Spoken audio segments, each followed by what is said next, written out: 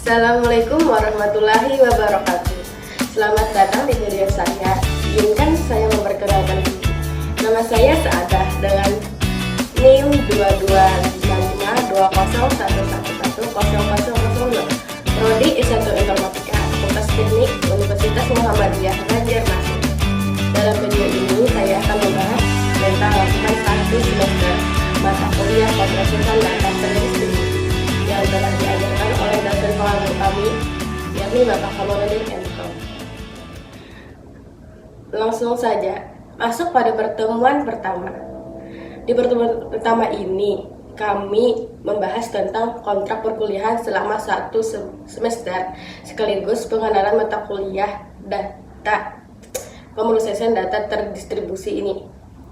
Dan di pertemuan ini berisi tentang membahas tentang aturan yang tercantum pada PowerPoint Bapak Kamarudin M.Com, yakni pertama berisi pengumuman umum.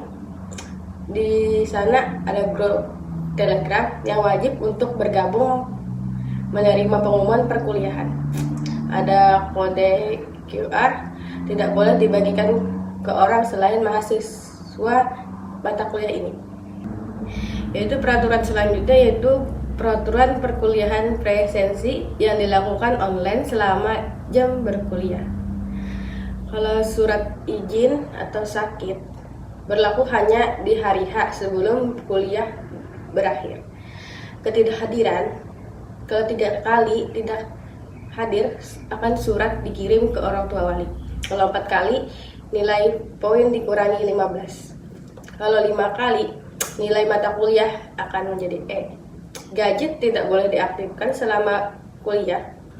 Jika terlambat kurang dari 15 menit, wajib meminta izin. Jika terlambat lebih dari 15 menit, tidak diizinkan masuk kelas. Sikap fokus 100% pada perkuliahan. Penilaian berdasarkan sikap, pengetahuan, dan keterampilan. Metode yang digunakan dalam perkuliahan yaitu menggunakan metode CBSA, cara belajar mahasiswa aktif. Mahasiswa aktif dalam diskusi, tanya jawab, dan mengkaji materi. Dan dosen memberikan kesimpulan di akhir pembelajaran. Selanjutnya ada tentang materi perkuliahan, gambarannya.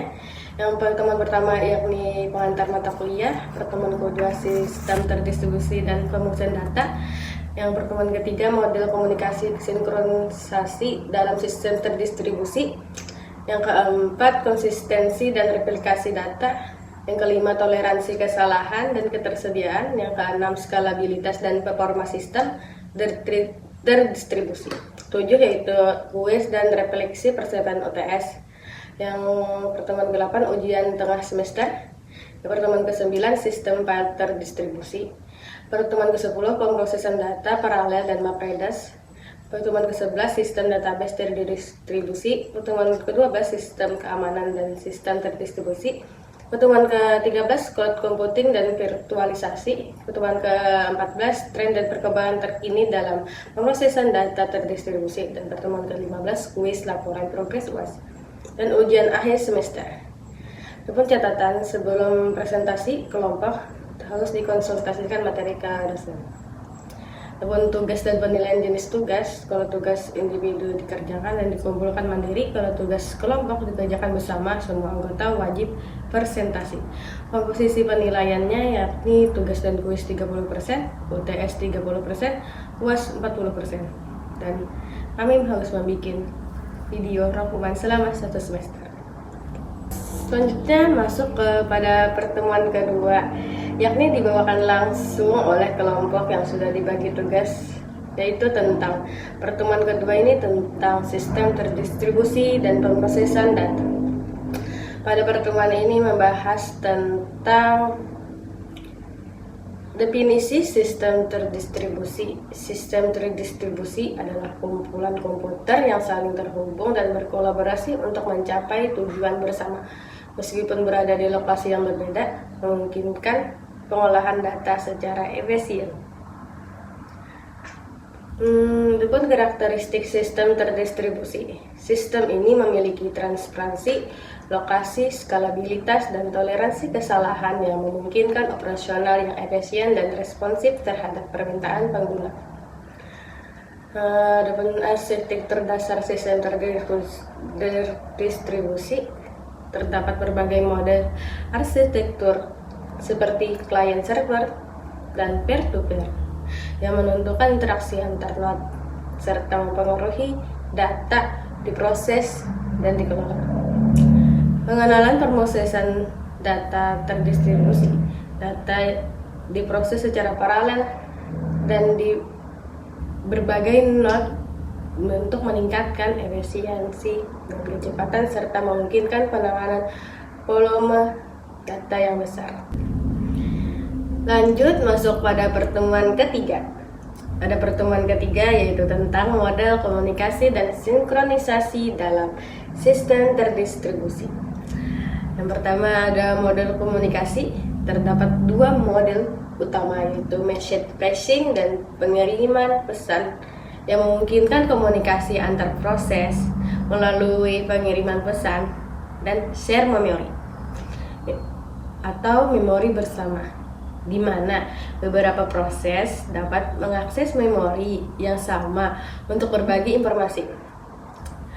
Yang kedua ada protokol komunikasi dalam sistem terdistribusi. Protokol ini memastikan komunikasi yang efisien dan aman antar node dengan mempertimbangkan latensi dan keandalan pengiriman data. Yang ketiga ada konsep sinkronisasi dan koordinasi. Sinkronisasi penting untuk menjaga konsistensi data saat beberapa proses berjalan bersamaan sehingga menghindari konflik dalam akses data. Yang keempat ada algoritma sinkronisasi terdistribusi. Contoh algoritmanya termasuk token ring, di mana token digunakan untuk mengontrol akses ke sumber daya bersama, dan algoritma pemilihan election untuk menentukan pemimpin dalam grup. Yang kelima, masalah konsensus atau agreement protokol. Protokol ini digunakan untuk mencapai kesepakatan di antara node mengenai status atau nilai tertentu penting dalam situasi di mana keputusan harus diambil secara kolektif. Masuk pada pertemuan keempat, yaitu tentang konsistensi dan replikasi data. Yang pertama ada konsep konsistensi data. Konsistensi data adalah menjaga agar semua salinan data di seluruh node tetap sama pada waktu tertentu, sehingga pengguna mendapatkan informasi yang akurat. Yang kedua yaitu model konsistensi. Terdapat strong konsistensi, efektual konsistensi, dan causal konsistensi, menentukan bagaimana data diperlakukan di berbagai node serta dampak terhadap pengalaman pengguna. Itu masuk dengan protokol konsistensi data, metode yang digunakan untuk memastikan bahwa semua node memiliki pandangan yang sama tentang pada data pada waktu tertentu, sehingga mengurangi risiko inkonsistensi. Teknik replikasi data terdapat pool replication saling lengkap dan partial replication salinan sebagian untuk meningkatkan ketersediaan data serta mempercepat akses informasi. Strategi pembaruan data terdistribusi yaitu metode untuk memperbarui data di seluruh node tanpa menyebabkan inkonsistensi, termasuk pengguna teknik seperti quorum atau versi kontrol. Dan selanjutnya masuk di pertemuan kelima yaitu tentang toleransi kesalahan dan ketersediaan.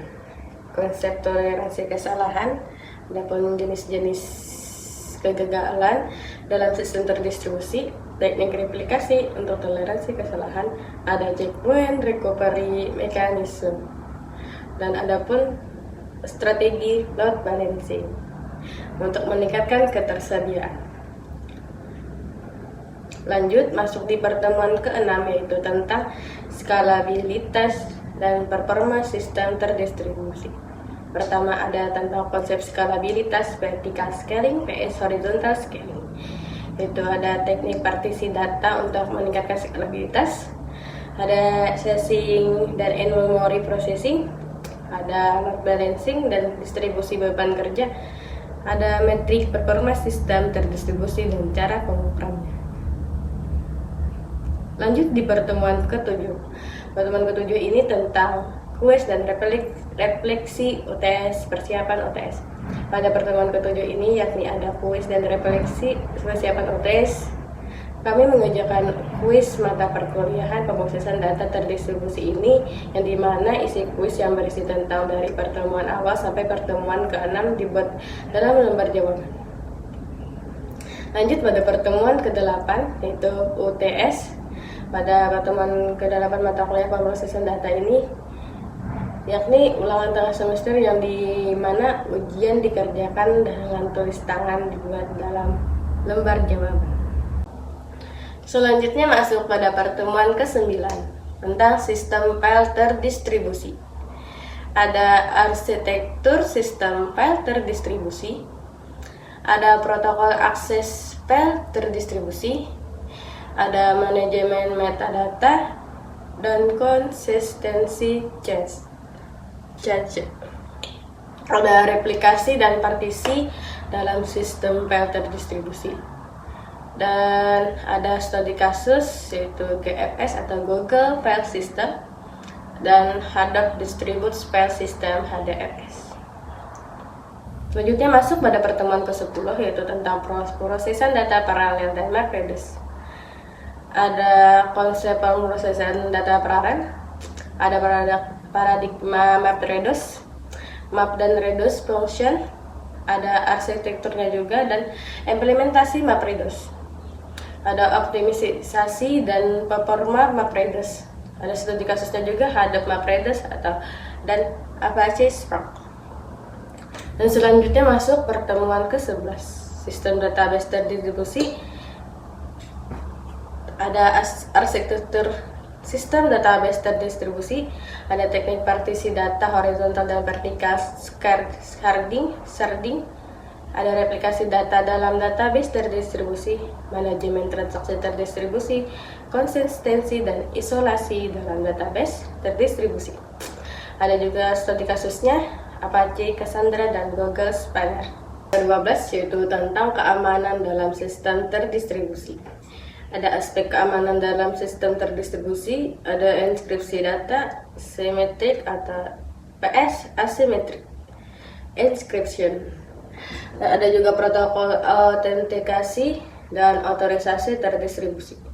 Ada keamanan dan komunikasi, SSL atau TLS atau PVN. Dan ada juga deteksi dan pencegahan intrusi dalam sistem terdistribusi. Ada manajemen identitas dan akses terdistribusi. Lanjut masuk pada pertemuan ke-13, itu tentang cloud computing dan virtualisasi. Ada pengantar cloud computing, IaaS, PaaS, dan SaaS. Ada arsitektur dan komponen utama cloud computing. Ada juga teknik virtualisasi, hypervisor based, dan container based. Ada juga manajemen sumber daya dan penjadwalan dalam cloud, ada orkestrasi dan auto-scaling. Ada juga studi kasus tentang AWS, Amazon Web Services, dan Google Cloud Platform, GCP. Dan selanjutnya masuk pada pertemuan ke-14, yaitu tentang tren perkembangan terkini dalam pemrosesan data terdistribusi. Yang pertama ada edge computing dan POG computing. Ada blockchain dan sistem terdistribusi, ada serverless computing, ada pemrosesan data terdistribusi untuk big data dan AI. Ada juga quantum computing dan implikasinya terhadap sistem terdistribusi, dan grand computing dan efisiensi energi dalam sistem terdistribusi. Yang selanjutnya yaitu pertemuan ke-15, yaitu tentang kuis dan laporan progres UAS, yang mengerjakan kuis yang telah diberikan dan menjawab di lembar jawaban. Dan selanjutnya itu ada pertemuan ke-16, yaitu tentang ujian akhir semester, yang dimana kami hanya absen sesuai jadwal yang telah ditentukan. Mungkin itu saja isi rangkuman pada video saya.